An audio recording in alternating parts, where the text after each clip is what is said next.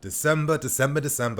It tends to be a very difficult month for this football club. The Christmas period is congested, it's busy, you have so many games coming thick and fast, and this month it tests our players' fitness levels, injury levels, stamina levels, and their mental levels as well, because this is the month where you have to grind to get the results you want. But one of the few advantages of playing football in this period in particular is that if you do lose a game, because you have the next game in the space of 2 or 3 days, you have no time to feel sorry about yourself whatsoever. Your focus has to be on the next game, and tomorrow at 6 PM UK time, we play against Wolverhampton Wanderers away from home, and we're going to find out if this theory has any truth towards it. You guys, I'm Uni FC, this is Blue Lions TV, and today I'm here to bring you guys the preview for the Wolves game tomorrow. But before I get into anything, I want to say a massive shout out to eToro for sponsoring Blue Lions TV. Now, if you guys still don't know, eToro is a global investment platform with over 16 million registered users. They sponsor a ton of Premier League clubs as well. And recently, they had on our former legends, well, for me he is, former Chelsea legend and Joe Cole, where they had him doing the most. For me, it was a pretty funny trailer. We even saw Joe Cole kayaking, and to be honest, when he was a player back in the day, he was known as someone that could play many positions, many roles, and still maintain that excellent quality. So no surprise that eToro picked up on those trademarks of Cole and made a funny advert about him. If you're someone that's always been interested in wanting to invest, but you've always felt like it's too time consuming, well, eToro have the perfect tool for you. It's called the CopyTrader tool, and what this tool allows you to do is you can follow the top performing investors, and whenever they place investments, you place the same ones automatically at no additional cost. Like I said, if you're looking to start investing, make sure you use eToro. You'll find all the relevant information in the description, and you'll find the link below in the description too. Now we start the preview, and we start with the press conference review. Now, knowing that the UCL draw was today, it was only going to be natural that this was going to take up some portion of our press conference today. But before I mention that, of course, some terrible news came out earlier today, and I'm sure we're all thinking this collectively, but RIP to Gerard Houllier, who unfortunately passed away today. Lampard gave some words, and Lampard referred to Houllier as a gentleman, because that's what he was. So, of course, sad day of football, rest in peace to him, and of course, condolences to Houlier's family as well. But to continue on, talk turned towards Atletico Madrid, and I felt that Lampard's comments were quite frank. Frank was being frank, so terrible joke, you guys. But yeah, UCL opponents versus Atletico Madrid. Lampard said that he can imagine that everyone thinks we've got the most difficult group, but it did feel like Lampard's response was quite measured, and maybe this is the best approach to have, because this young squad needs to realise, yes, you have the confidence where you feel you can beat anyone, but to actually do that, to make that a reality, you need to greatly respect your opponents. Lampard said for the game versus Atletico Madrid, we have to believe in ourselves. Lampard did continue on, stating that right now Atleti are currently leading the La Liga table. They knocked out Liverpool in the UCL last season, so they're a team that we definitely have to turn up for. Now, talks then turn towards title talk, and this has been something that Lampard hasn't been speaking about as much. He's been a lot more measured, a lot more realistic. He's keeping expectation levels grounded. But I found his responses today to be quite interesting. When Lampard was asked about, obviously, the loss versus Everton and what this means for our title challenge, Lampard did not deny that we aren't in a title race. He didn't deny it. Frank said, it's a long race to the title. There are tons of difficult moments throughout the season, but a first positive step to show that you have the mettle to win this title is bouncing back immediately with a win. So Lampard is challenging the team. We've heard players speak about a potential title push for this season, but if you're serious about it, prove it tomorrow by getting the win versus Wolves. And then to end with the press conference, of course, Christian Pulisic, will he be playing tomorrow or not? Well, some good and some bad news. The good news is that Pulisic will be part of the squad for tomorrow, but the bad news is that we don't know if he'll take part in the game or even start. To be honest, it's not like Lampard's going to reveal anything, so don't be surprised if Pulisic is starting in the team tomorrow.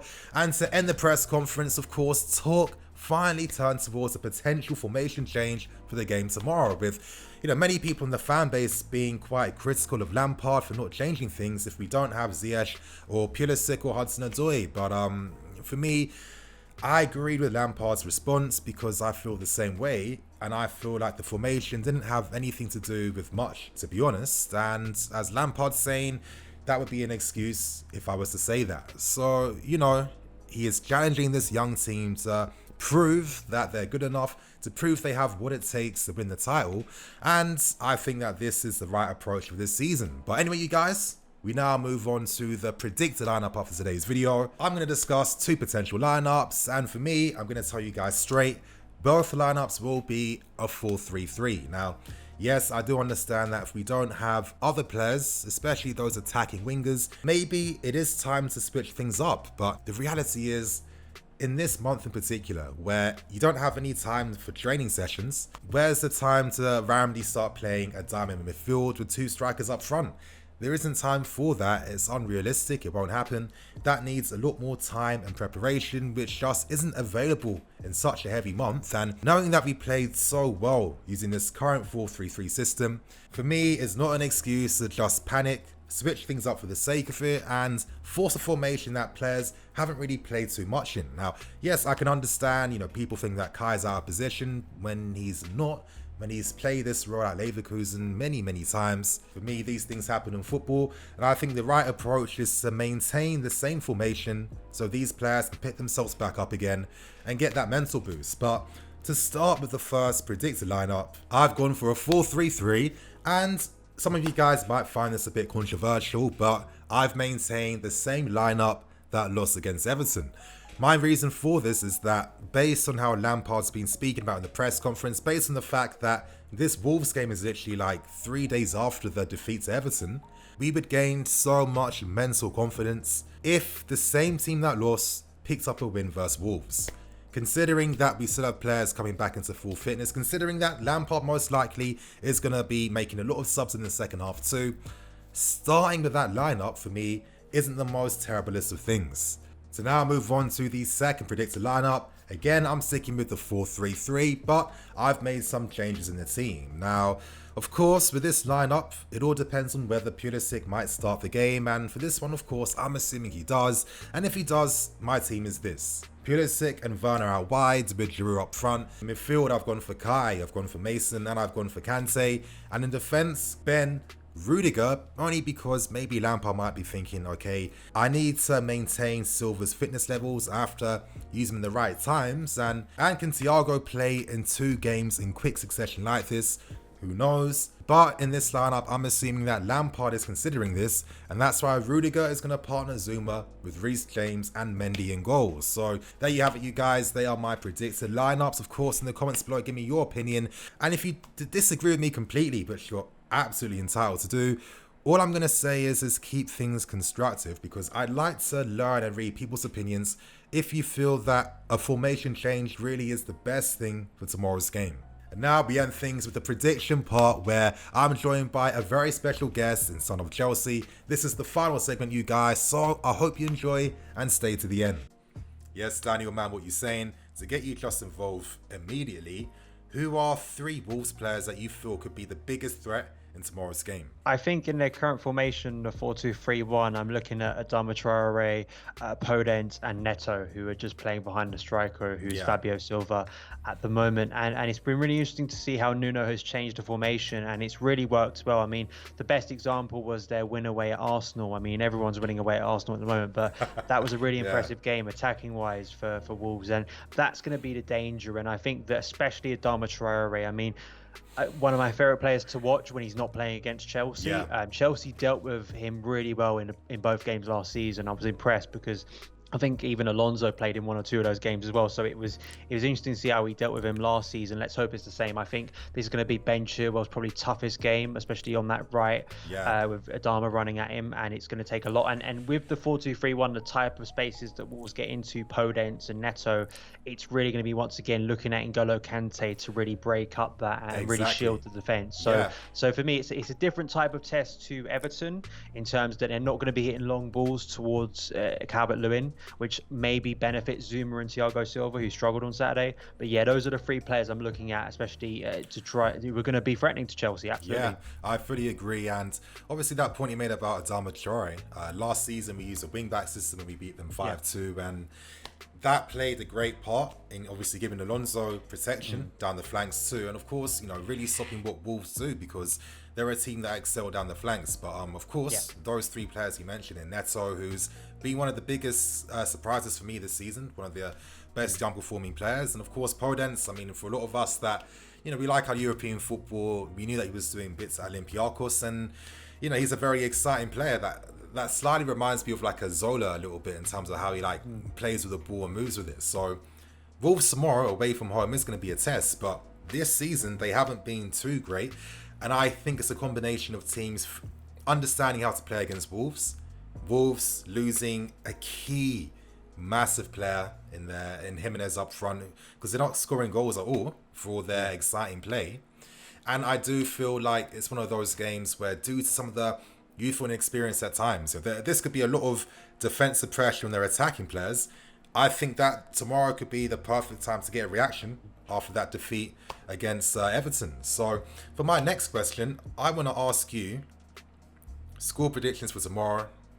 Give me some details. Do you think that this is going to be a tight game tomorrow, or do you think that we can do this and obviously get the result? I hope we see a strong reaction from Chelsea, because I think that's very important at this period of the season, especially when you're coming off the back of a defeat. I feel that the performance on Saturday wasn't as concerning as some defeats I saw last season. I think in terms of the way Chelsea pretty much still controlled that game, we just lacked width and we lacked a bit of urgency, and we hit the post twice. So I'm sure that's the way Frank is looking at it, in terms of most of the time, 9 times out of 10, those two probably go in, and we score 2 goals. So for me, I want to see that reaction. I think it will be a tight game. I think you have to expect that going away to Wolves. I know we battered them last year, but that was a pretty extraordinary first half. I feel it's key we have width in this game, and I think hopefully that will come from Christian Pulisic, because I think if Pulisic's in the team, I think that's something you saw on Saturday that we desperately lacked. There was no connection between Kai and James there, like on that right. I think it's because saw that breakdown. I think Kai was just so he's not on form right now that we really it felt like we were playing with 10 men at times due to his ineffectiveness, which is definitely understandable. Well, and as well, there were some other players who, unfortunately, luckily we've had a majority of the team performing really well recently. But unfortunately, there were some key performers or key players within the system that just didn't have a good game. Even Mason hitting the post, I thought he was quite poor in his delivery from corners, which is a big part of our game this season. And do you think it's fair that maybe it's time that we should expect a few more goals from Mason, even? Yeah, I can understand that. I think that I think he's been doing so well for the team this season. I think that you're always going to look to that and say you want more goals from midfield. But I think he's been almost, creating goals himself, setting up goals on a plate for the likes of Kurt Zouma this season. I think that's a way of getting around it, right? I fully agree, man. And to ask for your quick score prediction for tomorrow's game, what would your score be? I'll go for a 2-0. I think we need to get a clean sheet on the board again, get Mendy up to 10 clean sheets so far this season. I think it'd be a big win. I think in terms of getting back on track, I think you then could look, based on the fact the results on Sunday, I think the frustration over Saturday's performance I think was lessened by what we saw from Liverpool and Spurs, right? Them dropping points. So you don't feel it's as drastic a defeat as it could have been on the Sunday if both of those teams would have got the job done. For me, my score prediction, I'm going to be going for a 2-1 win. I think it's a tough period, very congested, and if we don't keep a clean sheet, I'm not going to be angry about that. But at the same time, I just want to win 3 points. That's the most important thing. And you guys, on that point, that's going to be the end of today's match preview. I hope you enjoyed. Remember to like, comment, and subscribe. I'll catch you guys later with some more videos.